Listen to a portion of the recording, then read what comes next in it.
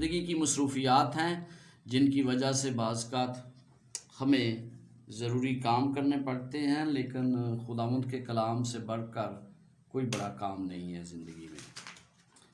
یقیناً وہ بھی جو ہم کر رہے ہوتے ہیں وہ بھی خدا کی خدمت کے لیے ہوتا ہے، اور کئی دفعہ ضروریات زندگی کے تحت کئی کام ہوتے ہیں تو وہ بھی کرنے پڑتے ہیں، لیکن خداوند کا شکر ہے کہ اس نے ہمیں آج تک زندہ رکھا، اور آج ایک بار پھر آپ لوگوں سے خدا کے کلام کو بانٹ سکتا ہوں۔ آئیے ہم اعمال اس کے 10 باب کو دیکھتے ہیں، اور اس میں چند باتیں ہیں جو کہ اہم ہیں۔ پہلی بات یہ کہ یہ کرنیلیس کون تھا؟ یہ ایک رومی صوبیدار تھا، رومی شہری تھا۔ کرنیلیس کی خدمت کے بارے میں ہم یہاں پر پڑھتے ہیں۔ کیسریا میں کرنیلیس نام ایک شخص تھا، وہ اس پلٹن کا صوبیدار تھا جو اطلیانی کہلاتی ہے۔ یہاں پر ہم دیکھتے ہیں کہ وہ کیا تھا؟ پلٹن کا سردار تھا، جس میں تقریباً 500 سے 1000 تک کے لوگ ہوتے ہیں، اور اس کو بڑی اہمیت دی جاتی ہے۔ یہ اٹلی، یہاں پر اطلانی جو لفظ استعمال کیا وہ مطلب ہے اٹلی، اٹیلین۔ یہ اس کا صوبیدار تھا جو یہودی رومی جنگ میں یہ سیریا میں تعینات تھی، تو اس لیے ہم جانتے ہیں کہ اس کا کیا رول تھا۔ یہ بہت اہم لیڈر تھا، اور آپ دیکھتے ہیں کہ وہ دیندار اور سارے گھرانے سمیت خدا سے ڈرتا، اور یہودیوں کو بہت سی خیرات دیتا، اور ہر وقت خدا سے دعا کرتا تھا۔ اس سے آپ کو کیا پتہ چلتا ہے؟ پہلی بات جو مجھے اچھی لگی ہے وہ یہ ہے کہ اپنے گھرانے سمیت، جب میں ایمان میں ہوں تو کتنا ضروری ہے کہ میں اپنے خاندان کو اس میں شامل کروں۔ بعض اوقات ہم سوچتے ہیں بھائی ان کی اپنی مرضی ہے، لیکن اگر مجھے ایمان ملا ہے، میں خداوند میں ہوں، تو کتنا ضروری ہے کہ میرا خاندان اس میں شامل ہو۔ سب سے پہلے جو سب سے زیادہ ذمہ داری ہے بینگ اے پاسٹر، وہ میری یہ ہے کہ میرا خاندان جو ہے وہ بچایا جائے، اور اس کے بعد ہم دیکھتے ہیں کہ کلیسیا کی طرف ہم آتے ہیں۔ ہمارے لیے یہ انتہائی ضروری ہے کہ ہم اپنے خاندان کی فکر کیا کریں، اور خاندان کے ہر فرد کے لیے یہ ضروری ہے کہ وہ خدا کے کلام کو جانیں۔ بعض اوقات ہم خاندان میں ہوتے ہوئے اس بات کو اگنور کر دیتے ہیں، لیکن اس سے ہمیں سبق سیکھنا چاہیے۔ وہ یہودیوں کو بہت سی خیرات دیتا تھا اور اس کے ساتھ دعا کرتا رہتا تھا، تو دعا کے جواب میں خدا کیا کر سکتا ہے، یہاں ہمیں یہ بھی پتہ چلتا ہے۔ خیرات دیتا، اس کا مطلب یہ ہے کہ اس نے یہودی مذہب کو تقریباً قبول کر لیا ہوا تھا، لیکن یہودی شاید اسے قبول نہیں کرتے تھے۔ یہودی مذہب کو قبول کر لیا، ہدیہ دیتا تھا، خدا سے ڈرتا تھا، خدا کا متلاشی تھا، اور جب کوئی خدا کا متلاشی ہوتا ہے تو پھر خدا اس پر اپنا کلام ظاہر کرتا ہے۔ اگر میں خدا کے کلام کا متلاشی ہوں تو خدا میری دعا کا جواب دے گا، اور خدا نے اس کی دعا کے جواب میں فرشتے کو بھیجا۔ ایک غیر قوم سے تعلق رکھنے والا خدا کے کلام کا متلاشی ہے۔ بعض اوقات ہم گھبراتے ہیں، ہم غیر قوم کے پاس کیوں جائیں، اور یہاں پر ہم دیکھتے ہیں کہ پطرس بھی ایسا ہی تھا۔ جب خداوند نے اس سے بات چیت کی تو اس وقت کرنیلیس دعا کر رہا تھا، لکھا ہے، اور تیسرے پہر کے قریب کون سا ہے؟ یہ یہودیوں کا ایک ٹائم مقرر ہوتا تھا کہ ہم نے کون سے وقت میں دعا کرنی ہے، اور یقیناً یہ وہی وقت تھا جو یہودیوں نے مقرر کیا تھا۔ یہ خدا کا خوف ماننے والا شخص تھا، اور خدا سے ڈرنا اور اس کا خوف ماننا ہم سب کے لیے ضروری ہے۔ یہودی مذہب کا پیروکار، اور یہ بہت مقبول تھا، خدا سے پیار کرتا تھا، وہ خدا کی عبادت کرتا اور حق کا متلاشی تھا۔ یہ ہمیں اس کی زندگی سے پتہ چلتا ہے۔ تو جب وہ یہ متلاشی تھا تو خدا نے اس کی دعا کا جواب دیا۔ جب میں خدا کے کلام کا متلاشی ہوتا ہوں تو خدا مجھے جواب دیتا ہے۔ ہمیں یہ پتہ ہونا چاہیے کہ سب سے بڑا ٹیچر جو بائبل کا ہے وہ روح القدس ہے۔ اگر ہم آج روح القدس سے دعا کریں تو یقیناً وہ آپ کو اور مجھے سمجھا سکتا ہے۔ میں آپ کو بتانا چاہتا ہوں کہ میں اس وقت پاکستان یونین ہیڈ آفس کا پادری بنا تھا جب میں نے کوئی ٹریننگ نہیں کی تھی، اور جان صاحب اس کو اچھی طرح جانتے ہیں، میں نے کوئی ٹریننگ نہیں کی ہوئی تھی پاسٹر کی. میں تو ایک کیا کہتے ہیں میڈیا کا آدمی تھا. تو مجھے انہوں نے پاسٹر لگایا، حالانکہ وہاں پر سارے جو کام کرتے ہیں جو ہیڈ آفس میں، وہ تمام کے تمام پادری تھے. وہ امیدوار تھے کہ انہیں پاسٹر کا عہدہ دیا جائے. لیکن کیوں مجھے اتنی محبت ہے بائبل سے؟ اس کی وجہ یہ ہے کہ میں نے بائبل سے پیار کیا، اور بائبل جو ہے میں نے روح القدس کی مدد سے سیکھنی شروع کر دی تھی. اسی لیے جب آپ پڑھتے ہیں تو ہمیشہ اس بات کو خیال رکھیں کہ خدا آپ کو بہتر طریقے سے سمجھا سکتا ہے. خدا کا روح آپ کی بہتر طریقے سے مدد کر سکتا ہے، اس کی بجائے کہ ہم دوسرے لوگوں کی طرف دیکھیں کہ وہ ہمیں کیا سکھاتے ہیں. بنیادی طور پر ہمارا مسئلہ کیا ہے؟ ہم مسیحی لوگ جو ہیں، ہم یہ انصار کرتے ہیں کہ ہمیں کوئی دوسرا آ کر بائبل سکھائے، پادری صاحبان یا ایلڈر صاحبان پر. اور جو لوگ عبادت میں جاتے ہیں وہ سوچتے ہیں کہ ہم ہفتے میں ایک بار عبادت میں چلے گئے 1 گھنٹے میں اور یہ ہماری ڈیوٹی ختم ہوگی. ہرگز نہیں. اور میں کئی دفعہ یہ سوچتا ہوں کہ ہم مسیحی کیونکہ بائبل کی تعلیمات کو نہیں سیکھنا چاہتے، اس لیے ہمیں پتہ بھی نہیں چلتا. اور یہاں پر دیکھیں خدا کے کلام کا متلاشی ایک غیر قوم کا شخص، خدا اس کی دعا کا جواب دیتا ہے، تو آپ کو کیوں نہیں سکھائے گا؟ اگر آپ کو سمجھ نہیں آئے گی تو وہ اس کا بندوبست بھی وہ کرے گا. لیکن مجھے حق کی تلاش کے لیے خدا کے آگے جھکنا ہے، خدا سے دعا کرنی ہے، اور پھر خدا یقیناً مجھے پیار کرتا ہے اور وہ مجھے حق کی راہ دکھا دے گا. ہم دیکھتے ہیں کہ یہاں پر اس نے دعا کی، اور پھر خداوند کے فرشتے نے اس سے کہا کہ بھائی تو ایسا کر کہ تو یافا میں آدمی بھیج کر پطرس کو بلا لے. اور اس کو بالکل ایگزیکٹلی بتایا گیا کہ وہ کہاں ہے، بتایا گیا کہ وہ کس جگہ رہ رہا ہے. 6 آیت میں وہ شمعون دباغ کے ہاں مہمان ہے، جس کا گھر سمندر کے کنارے ہے. خدا میری ہر حرکت سے واقف ہے، خدا مجھے جانتا ہے. لوس رسول جب مسیحوں کو ستاتا تھا، نام باب میں آپ نے یقیناً سیکھا ہوگا کہ جب ستاتا تھا، مارتا تھا، قتل کرتا تھا، اور اپنے سمجھتا تھا کہ میں یہ خدا کے لیے کر رہا ہوں، کسی اور کے لیے نہیں. تو خدا جب اس پر ظاہر ہوا تو اس نے کہا اے ساؤل تو مجھے کیوں ستاتا ہے؟ وہ کس کو ستا رہا تھا؟ وہ یقیناً مسیحوں کو ستاتا تھا. اور جب وہ مسیحوں کو ستاتا تھا تو اس خدا کو خداوند یسوع مسیح کہتا ہے کہ تو مجھے ستاتا ہے، جو مجھے یا آپ کو تنگ کرتے ہیں. جب وہ کوئی مصیبت میں ڈالتے ہیں تو پھر ہمیں یہ جان لینا چاہیے کہ ہمارے ساتھ مسیح ہے. اور سب سے اہم بات یہ ہے کہ میں خوش ہوتا ہوں کیونکہ خدا میرا جانتا ہے کہ میرے ساتھ کیا ہو رہا ہے. اور ہر مسیح کے لیے ضروری ہے کہ وہ یہ سمجھ لے کہ میرا خدا جانتا ہے کہ میں کن حالات سے گزر رہا ہوں، چاہے کسی طرح کے بھی حالات ہوں. اس میں مجھے گھبرانے کی ضرورت نہیں ہے کیونکہ میرا خدا جانتا ہے کہ میرے ساتھ کیا ہو رہا ہے. اور یہی سب سے بڑی تسلی اور اطمینان کا باعث بنتا ہے. اور یہ دیکھیں وہ پتہ ہے خدا کو وہ کہاں ہے، اور اس نے کہا کہ جا کر اس کو بلا لے. اب جس جگہ وہ کہہ رہا تھا جانے کے لیے وہ کافی دور تھی، اور یافا جہاں پر اسے بھیجا جا رہا تھا وہ وہی شہر تھا جہاں جونا جو ہے وہ بھاگ کر وہاں گیا تھا خدا سے دور. لکھا ہے دوسرے دن جب وہ راہ میں تھے اور شہر کے نزدیک پہنچے تو پطرس دوپہر کے وقت کوٹھے پر دعا کرنے کو چلا. اب وہ بھی دعا کر رہا تھا. دیکھیں جب میں اپنے آپ کو ڈیڈیکیٹ کر دیتا ہوں نا دعا کے لیے تو خدا مجھے رویا دیتا ہے.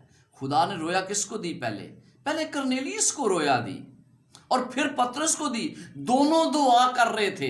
آپ کو پتا ہے کہ دنیا میں کوئی بیداری دعا کے بغیر نہیں آتی. دعا کے اندر وہ طاقت ہے جو ہر چیز کو संभाल लेती है। दुआ के अंदर वो ताकत है कि उन लोगों के अंदर चली जाती है जो कलाम को सुनते हैं। तो दुआ की ताकत को कभी भी फरामोश ना करें। दुनिया में आने वाली जितनी भी बेदारियां हैं वो सिर्फ और सिर्फ संजीदा दुआओं के नतीजे में आती हैं। अगर आप ये चाहते हैं कि आपके ख़ानदान में बेदारी आए, अगर आप चाहते हैं कि आपके शहर में बेदारी आए, आप ये चाहते हैं कि आपके कस्बे में बेदारी आए, आपके घर के अंदर बेदारी आए, तो अपने आप को खुदा के आगे झुका दे। ये दोनों शख्स दुआ कर रहे थे और खुदा ने उन्हें रोया दे दी। और अगर आप दुआ में शामिल होंगे, मैं दुआ में इतना संजीदा हो जाऊं, तो खुदा मुझे भी रोया देगा कि मुझे क्या करना है। हम लोग रोया लेना चाहते हैं, हम ये चाहते हैं कि रूल कुद्दस मिले, लेकिन हम क्या रूल कुद्दस की उन रिक्वायरमेंट को पूरा करने के लिए तैयार हैं जो बाइबल में लिखी हैं? आपको पता है, पहली बारिश पेंतिकोस्त के दिन हो गई, अब दूसरी बारिश का वक्त है। आखिरी वक्त में खुदा ये कहता है कि दूसरी बारिश तुम पर नाजल होगी। लेकिन जो पहली बारिश है उसमें क्या हुआ था, मुझे उस बात को याद रखना है। और वो क्या था कि वो लोग यक दिल होकर दुआ कर रहे थे, तमाम अख्तलाफात को फरामोश कर दिया। तमाम जो बड़ापन था, जब वो खुदा के साथ आखिरी अशा में शामिल थे, अशायरबानी कर रहे थे, तो उस वक़्त उनके दिलों में क्या था? हर कोई ये सोचता था कि मुझे बड़ा ओहदा चाहिए। हर कोई सोचता था कि मैं दाएं बैठूं या बाएं बैठूं, यीशु मसीह के साथ हूं। मुझे खुदा की बादशाहत में अहम तरीन ओहदा चाहिए। बड़ा कौन है? हर कोई बड़ा बनना चाहता था। उनमें कितनी बड़ी तब्दीली आ गई जब वो बालाखाना में दोबारा जमा हुए, तो उनमें बहुत बड़ी तब्दीली आ गई। क्या 10 दिन काफ़ी होते हैं एक इंसान को तब्दील करने के लिए? उन्होंने तमाम अख्तलाफात को मद्देनज़र कर दिया, उनको भुला दिया। और जब उन्होंने उन अख्तलाफात को बुलाया तो फिर खुदा का रूह नाज़िल हुआ और उन्होंने वो काम कर दिखाया जो आज तक उसके बाद नहीं हुआ। खुदा का रूह भरपूर ताकत अता करता है जब हम दुआ में वक़्त सर्फ करते हैं और जब हम अपने अख्तलाफात को भुला देते हैं। मैं आपको बता देना चाहता हूँ कि खुदा आखिरी वक्त में उस वक़्त तक अपना रूल कुद्दस नाज़िल नहीं करेगा जब तक हमारे अंदर इत्तेहाद और यकजहती ना हो। यकजहती ना हो, एक दूसरे की गलतियों को माफ़ ना करें, हम एक ना हुए, यक दिल होकर दुआ ना की, तो खुदा का रूह कैसे नाज़िल होगा? मैं कई दफ़ा ये भी सोचता हूँ कि शायद अशरफ तो खुदा की बादशाहत को, यीशु मसीह को आने में रुकावट बन रहा है। वो इसलिए कि मैं खुदा का काम किस तरह करता हूँ, मुझे उससे ज़्यादा करने की ज़रूरत है ताकि खुदा आए और हमें उन अब्दी घरों में लेकर जाए जो उसने तैयार किए हैं। अब हुआ क्या? हुआ ये कि पतरस जब दुआ करने के लिए कोठे पर चढ़ा, उसे भूख लगी हुई थी, खाना चाहता था, लेकिन खाना अभी तैयार हो रहा था और वक्त हो गया दुआ का, और उसने खाने की बजाय दुआ करने की तरफ मुतवज्जो हुआ। उसने देखा कि आसमान खुल गया और एक बड़ी चीज़ चादर की मानद चारों कोनों से लटकती हुई जमीन की तरफ उतर रही है, जिसमें जमीन के सब किस्म के चुपाए और कीड़े मकोड़े और हवा के परिंदे हैं। और उसे एक आवाज़ आई, क्या पतरस उठ, ज़बा कर और खा।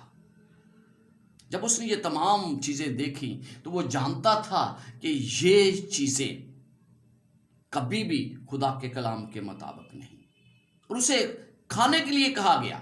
लेकिन पतरस का जवाब क्या था? मगर उसने कहा, खुदावंद हरगिज़ नहीं, क्योंकि मैंने कभी कोई हराम या नापाक चीज़ नहीं खाई। तो खुदा का जवाब क्या था? फिर दूसरी बार उसे आवाज़ आई कि जिनको खुदा ने पाक ठहराया है तो उन्हें हराम न खाए।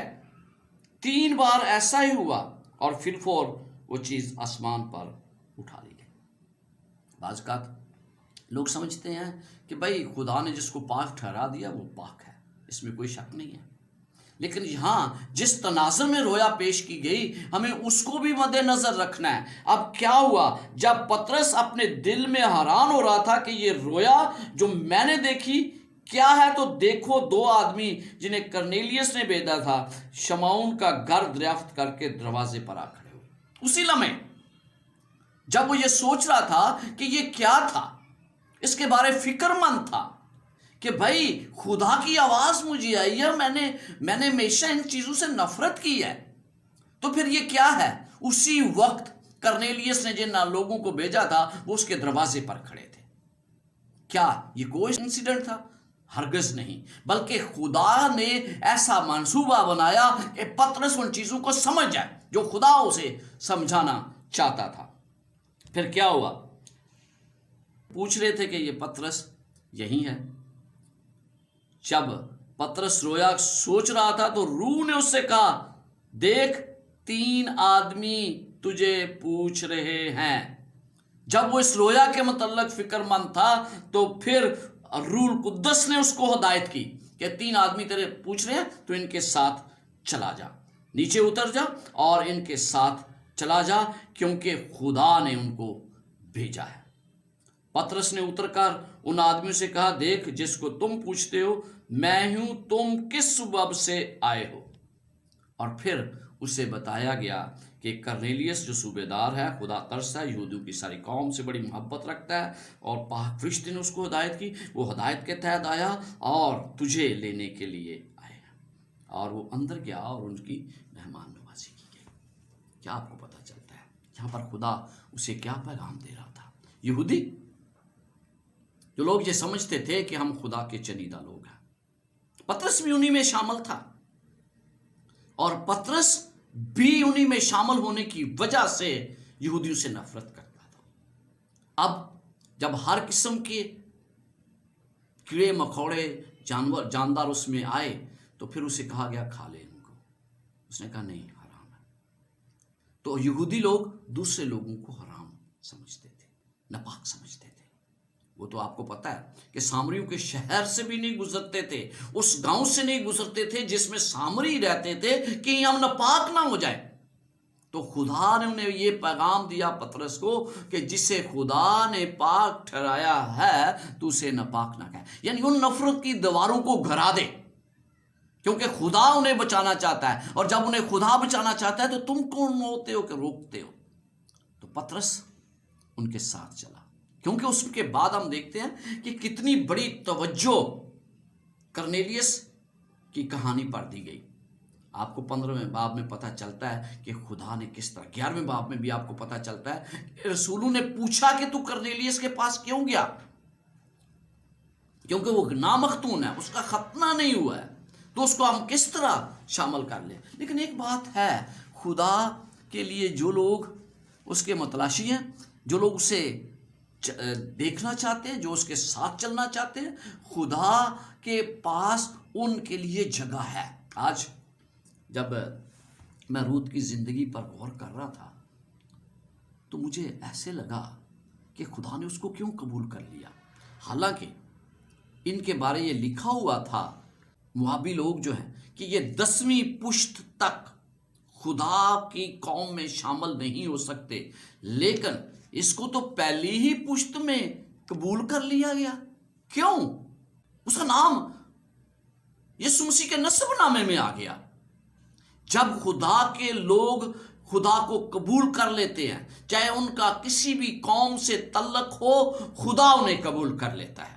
کوئی وجہ نہیں کہ آپ کس قوم سے تعلق رکھتے ہیں، آپ کا ماضی کیا ہے، خدا جنہیں قبول کر لیتا ہے، جو خدا کے متلاشی ہیں، خدا انہیں قبول کر لیتا ہے، اور پھر اپنے تمام اصولوں کو اسے پس پشت رکھ کر وہ ان کی رہنمائی کرتا ہے۔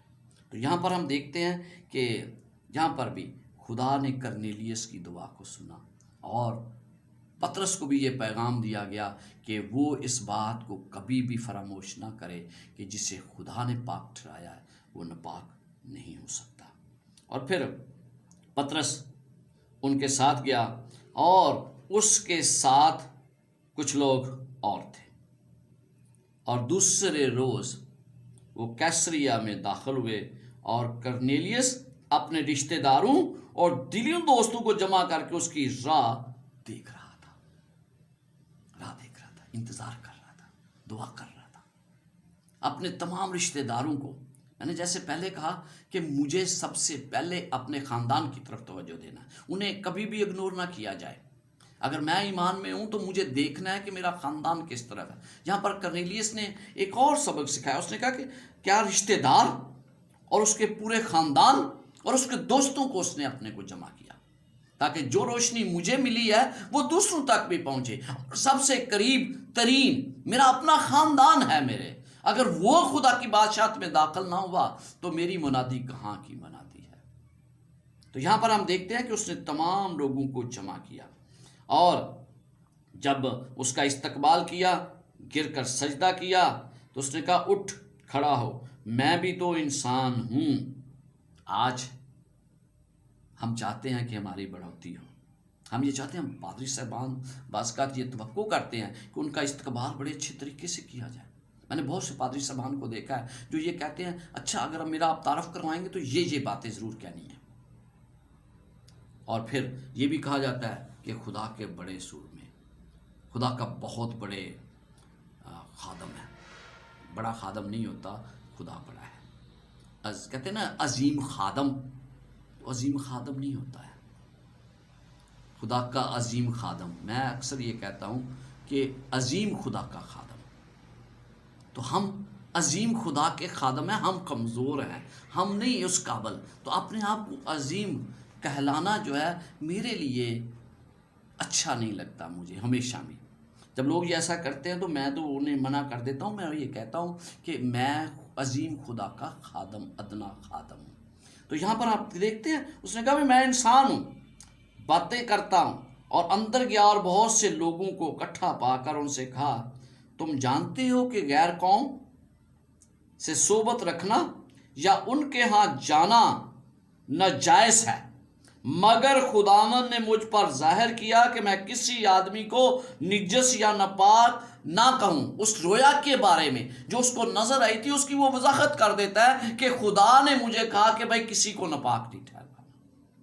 خدا نے شروع سے منصوبہ اس کا تھا، ابراہیم کو بھی یہ کہا کہ تیرے وسیلہ سے تمام دنیا کے لوگ برکت پائیں گے، اور یہاں پر بھی اس نے یہی کہا کہ بھائی ہم کسی کو ایسا نہیں کہتے، مگر خدا نے مجھ پر ظاہر کیا کہ میں کسی کو آدمی کو نجس یا ناپاک نہ کہوں، اس لیے جب میں بلایا گیا تو بے عذر چلا آیا، پس میں اب پوچھتا ہوں کہ مجھے کس بات کے لیے بلایا ہے۔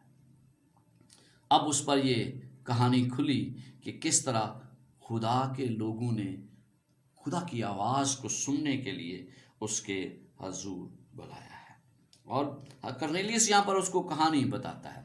اور پھر 34 آیت میں 10 باب اور اس کی 34 آیت میں لکھا ہے پطرس نے زبان کھول کر کہا اب مجھے پورا یقین ہو گیا ہے کہ خدا کسی کا طرفدار نہیں، خدا کی کوئی پسندیدہ ہستی نہیں ہے۔ خدا ان لوگوں کو ضرور پسند کرتا ہے جو اس پر ایمان رکھتے ہیں، لیکن خدا کسی کا طرفدار نہیں۔ یہاں پر آپ دیکھتے ہیں کہ ایک غیر قوم کے شخص کو جو خدا کے کلام کا متلاشی تھا، خدا نے اس کے لیے بندوبست کیا، بلکہ ہر قوم میں جو اس سے ڈرتا اور راست بازی کرتا ہے وہ اس کو پسند کرتا ہے، صرف یہودی قوم نہیں، نہ ہی صرف اس کے چنیدہ لوگ، بلکہ خدا تو ہر ایک کو پسند کرتا ہے۔ آپ کو پتہ ہے کہ خدا نے غیر اقوام کے لوگوں کو اپنے کلام کے لیے استعمال کیا ہے۔ اگر میں اس کا کام نہیں کروں گا تو وہ خدا غیر قوم کے لوگوں کو استعمال کرے گا، کیونکہ خدا کے لوگ ہر قوم کے اندر پائے جاتے ہیں۔ نبوکت نظر کی مثال آپ کے سامنے ہے، نمان کوڑی کی مثال آپ کے سامنے ہے کہ کس طرح خدا نے غیر اقوام کے لوگوں کو استعمال کیا۔ اس لیے میرے لیے اور آپ کے لیے ضروری ہے کہ ہم خدا کا کام کریں۔ اگر ہم نہ کریں گے تو خدا کسی اور کو چن لے گا، اور پھر ہم خدا کی بادشاہت سے شاید باہر ہو جائیں۔ تو میری دعا ہے کہ ہم خدا کے اس کام کو کریں، بلکہ ہر قوم کو جو کلام اس نے بنی اسرائیل کے پاس بھیجا کہ یسوع کی معرفت جو سب کا خداوند ہے صلح کی خوشخبری دی۔ اس بات کو تم جانتے ہو جو یونا کے بپتسمہ کی منادی کے بعد گلیل سے شروع ہو کر تمام یہودیہ میں ہوگی۔ اس نے بتانا شروع کیا، اور جب بتانا شروع کیا تو پھر ہم دیکھتے ہیں کہ اس نے یسوع مسیح کی پوری کہانی انہیں بتا دی کہ کس طرح یسوع مسیح کو सलीब दिया गया, किस तरह यीशु मसीह तीसरे दिन जी उठे और फिर उसने उनके साथ खाना खाया, मनादी की और खुदा का जिंदा कलाम उन्हें सुनाया। अब एक और बात, अहम बात जो है वो आपको 44 आयत में मिलती है और मैं इसके बाद आज के कलाम को ख़त्म करूँगा। यहाँ पर क्या लिखा है? पतरस ये बातें कह ही रहा था कि रूह कुद्दस उन सब पर नाजुल हुआ जो कलाम सुन रहे थे। आगे क्या लिखा है?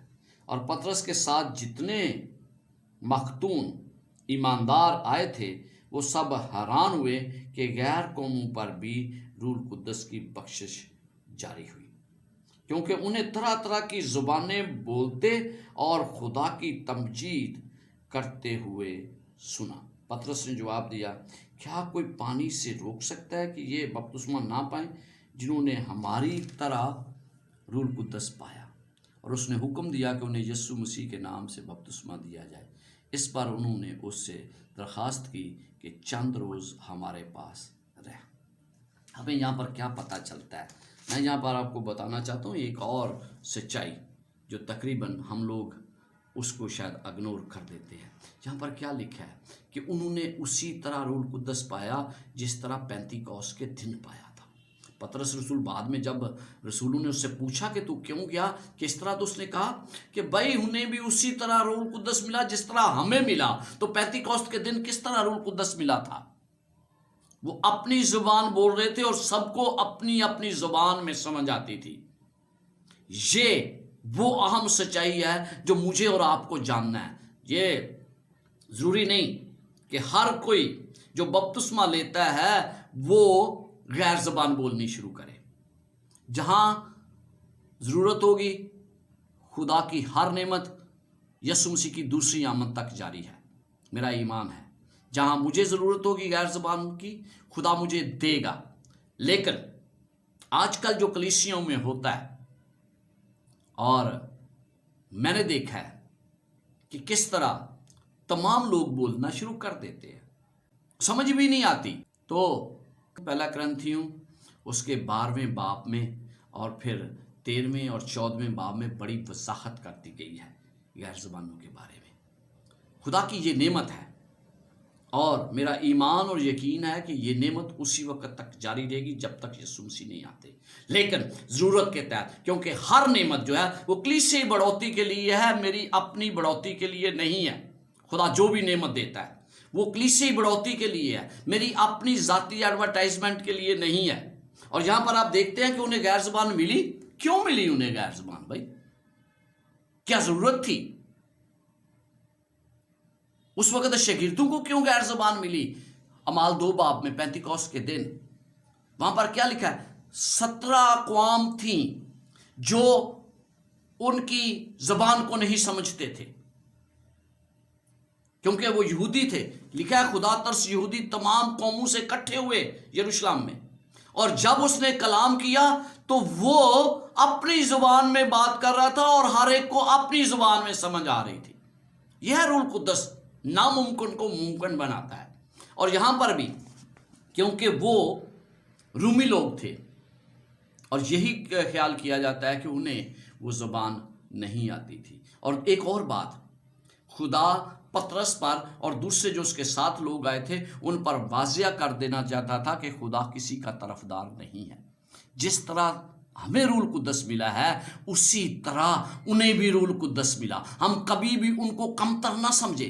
अगर वो रूह कुद्दस ना मिलता तो यकीनन यहूदी लोग समझते कि हम उनसे अफजल हैं। और यहाँ पर वो लिखता है कि गैर कौमों पर भी रूह कुद्दस की बख्शिश जारी हुई। जो भी लोग खुदा को कबूल करते हैं उन्हें ये बख्शिश दी जाती है और ये हमेशा कलीसिया बढ़ोतरी के लिए दी जाती है। कोई भी नेमत आपको मिली है तो वो अपने लिए नहीं है, अपनी ग्लोरिफिकेशन के लिए नहीं है, बल्कि खुदा की ग्लोरिफिकेशन के लिए है, खुदा के लिए है। और फिर हम यह देखते हैं कि उनने ज़बानें बोली तो फिर पतरस ने उन्हें बपतिस्मे की तरफ कायल किया और उसने हुक्म दिया कि उन्हें यीशु मसीह के नाम से बपतिस्मा दिया जाए।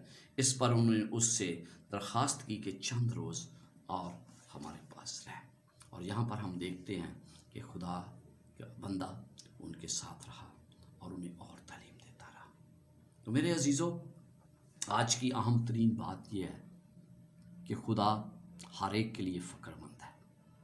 اگر آپ خدا کے کلام کو متلاشی ہیں تو خدا کوئی نہ کوئی طریقہ نکالے گا کہ آپ کو وہ کلام دے۔ اور سب سے بڑھ کر مجھے دعا میں وقت گزارنا ہے۔ جب میں دعا میں وقت گزاروں گا تو بیداری آئے گی، اور بیداری اسی صورت میں آ سکتی ہے جب تمام مسیحی جو گروپ و کلیسیا جب وہ خدا سے دعا کرے گی تو خدا روح القدس دے گا، اور پھر انہیں اپنے اختلافات کو فراموش کرنا ہے۔ میری آپ سے درخواست ہے کہ اگر آپ کے اختلافات ہیں تو انہیں بلا دیں، کیونکہ خدا کے روح میں روح القدس کے نزول میں یہ رکاوٹ کا باعث ہے۔ جب ایک مسیح ہوتا ہوا دوسرے مسیح سے نفرت کرتا ہے، جب وہ اس کے لیے برا چاہتا ہے، تو پھر روح القدس کس طرح مجھ پر نازل ہوگا؟ تو ان باتوں کو بلا دے جو ہمیں جدا کرتی ہیں، بلکہ ان باتوں کو یاد رکھیں جو ہمیں بلا دیتی ہیں۔ تو خدا آپ کے ساتھ ہو، آپ کی رہنمائی کرے، اور دعا میں وقت گزارے تاکہ آخری وقت بھی خدا بیداری لائے اور روح القدس تمام لوگوں پر نازل ہو۔ خداوند آپ کے ساتھ ہو اور آپ کو برکت دے۔ آمین۔